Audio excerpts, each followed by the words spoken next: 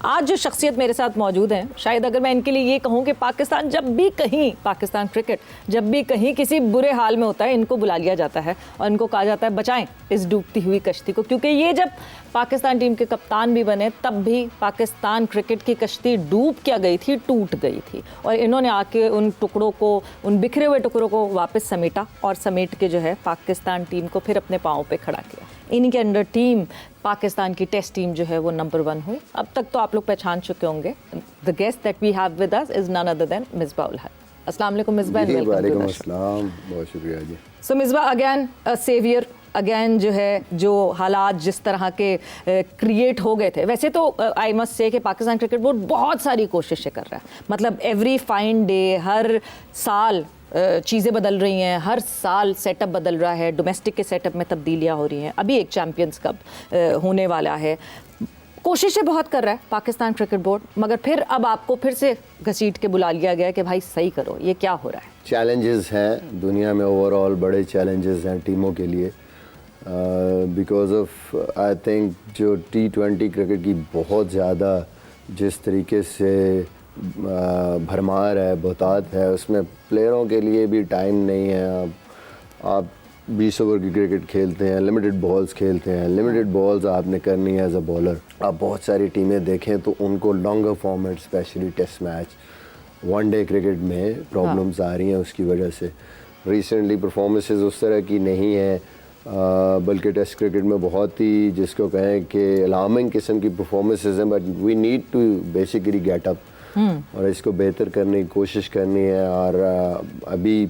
हमारे सामने जो एक बड़ा टास्क है, एक तो ये रेड बॉल का तो है ही है, नेक्स्ट वनडे वर्ल्ड कप जो है वो एक जाहिर है बड़ा इवेंट है, उसके लिए जितनी जल्दी हम प्रिपरेशंस करेंगे, जितनी जल्दी हम देखेंगे कि हमारे पास ऑप्शंस क्या हैं, वो उतनी ही ज़रूरी है। तो आई थिंक उसी सिलसिले की एक कड़ी है ये जो वनडे कप होने जा रहा है। मगर एज एन इनसाइडर, ये जो रीसेंट चेंजेस हो रही हैं, क्या एप्ट चेंजेस हो रही हैं, ये वक्त ज़रूरत है और हमें इससे फ़ायदा होगा? कोई भी चीज़, कोई भी स्टेप आप जब करते हैं तो कोई ऐसी आपके पास एश्योरेंस तो नहीं होती कि ये करेंगे तो ये ऐसे हो जाएगा, but you always basically try के यार जो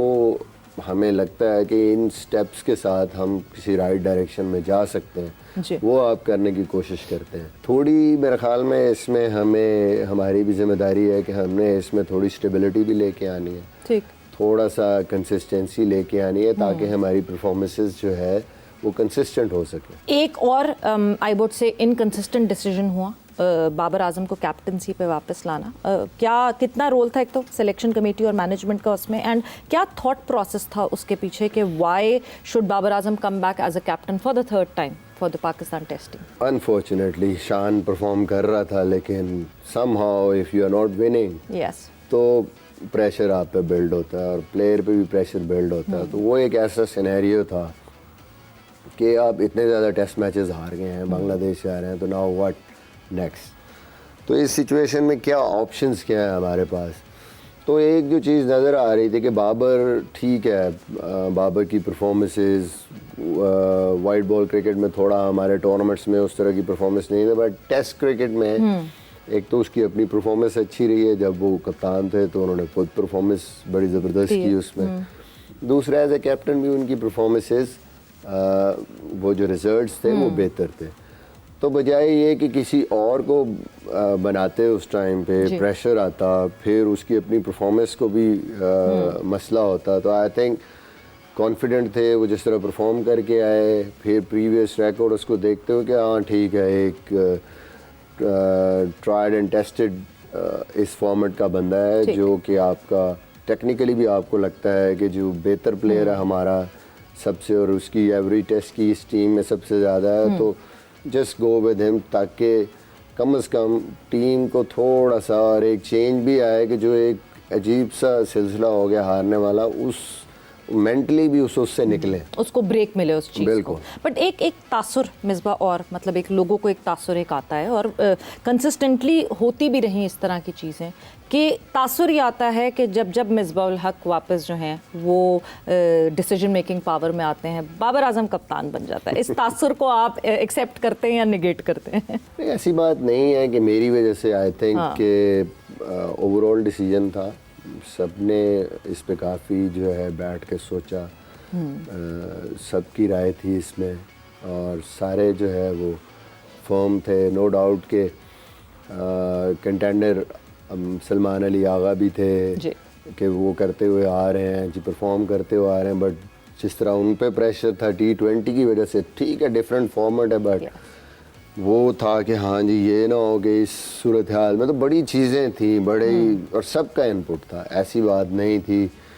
कि कोई मैंने फोर्स किया। आई थिंक ओवरऑल सबका डिसीजन था और मिल के ये डिसीजन हुआ। तो अब क्योंकि जो प्रेस कॉन्फ्रेंस हुई, स्ट्रॉन्ग एक इम्प्रेशन ये भी गया कि मे बी आने वाले टाइम में हम वाइट बॉल में भी बाबर को कैप्टन बनते हुए देखेंगे। ऐसी कोई अभी तक कोई डिस्कशन नहीं है, कोई ऐसी चीज़ नहीं है, ना हमारे आपस में कोई ऐसी बात हुई है, ना कोई ऐसी सजेशन है। स्टिल ये सिर्फ वो जिसको कहते हैं ना कि सोशल मीडिया में रूमर्स स्टार्ट हो जाती हैं, ऐसी बात बिल्कुल अभी तक हमारे दरमियान या बोर्ड में या कोई ऐसी चीज़ नहीं। एक सक्सेसफुल ऑब्वियसली टेस्ट कैप्टनसी में तो ऑब्वियसली जिस तरह पाकिस्तान टीम को आपने वापस पिकअप किया, वापस उठाया, खैर आप लोग तो मुझे वो याद आ जाता है कि आप लोग सब काकुल गए थे, काकुल से जब उसके बाद इंग्लैंड गए हैं, तो वो क्या करें, इन लड़कों को भी काकुल भेज दें। वैसे आप लोग तगड़े थे, वो तो टूट गए थे अभी काकुल जाके पिछली दफा। नहीं ऐसी बात नहीं है। देखें मैंने पहले बात की ना कि जब आपके पास टाइम होता है, हमारे दौर में हमें ये जो एक एडवांटेज था इन टर्म्स ऑफ क्रिकेट कि हमारे पास टाइम था। जब आप थ्रू आउट इन सीजन रहते हैं तो जो सबसे ज़्यादा उसका इफेक्ट होता है आपकी बॉडी पे होता है। दूसरी जो सबसे मुश्किल चीज़ होती है कि आपकी कोई भी आपके सामने अगर प्रॉब्लम आ गई है टेक्निकली, आपकी बैटिंग में, आपकी बॉलिंग में, उस पे काम करने के लिए आपको कम से कम को 2 से 3 महीने चाहिए। क्योंकि बायोमैकेनिकली, साइंटिफिकली हमने भी जब ऐसी चीज़ें की हैं कि आपकी कोई इतनी छोटी सी एक मूवमेंट अगर जो नहीं होनी चाहिए बैटिंग में स्टार्ट हो गई है या कोई चीज़ गलत होनी शुरू हो गई, तो उसको ठीक करने के लिए आपको 2-2, 3-3 महीने लग जाते हैं। उसकी फिक्स प्रैक्टिस करनी है, आपने उस पर काम करना है, फिर जाके कहीं वो मसल मेमोरी जो गलत वाली डेवलप हुई है वो ख़त्म होगी और नई आपकी वो चीज़ काम करना शुरू होगी। बट ये जो रेड बॉल कैंप लगा था, आपको लगता है कि ये ज़रूरी नहीं था? क्योंकि जब हम बांग्लादेश से हार कर आए हैं तो रीज़न ये मिली कि नहीं जी वो तो क्योंकि प्लेयर्स PSL खेलते हुए गए थे, वो T20 फॉर्मेट में थे, T20 माइंडसेट से थे, वहाँ जाते जाते जब तक उन्होंने अडेप्ट किया उसको, तब तक सीरीज़ ख़त्म हो गई। May be that was the reason कि वो कैंप लगा, या इस कैंप की ज़रूरत नहीं थी? ये कैंप तो पहले से प्लान था। ये कोई रिएक्टिव नहीं था कि ये बांग्लादेश या ऑफ सीजन के वाइट बॉल, रेड बॉल के कैंप पहले से प्लान थे और ये बहुत पहले से थे। मेरा जो क्रिकेट बोर्ड के साथ कॉन्ट्रैक्ट भी था, या जो वो इन ऑफ सीजन के 3 महीने को ही टारगेट करके रखा हुआ था कि इसमें हमने काम करना है बैट्समैनों के साथ या बॉलर्स के साथ, उनको कंडीशन करना, उनके जो प्रॉब्लम्स हैं जो उन पे हमें जितना भी टाइम मिलेगा हम काम करेंगे। It becomes very difficult for players इतनी जल्दी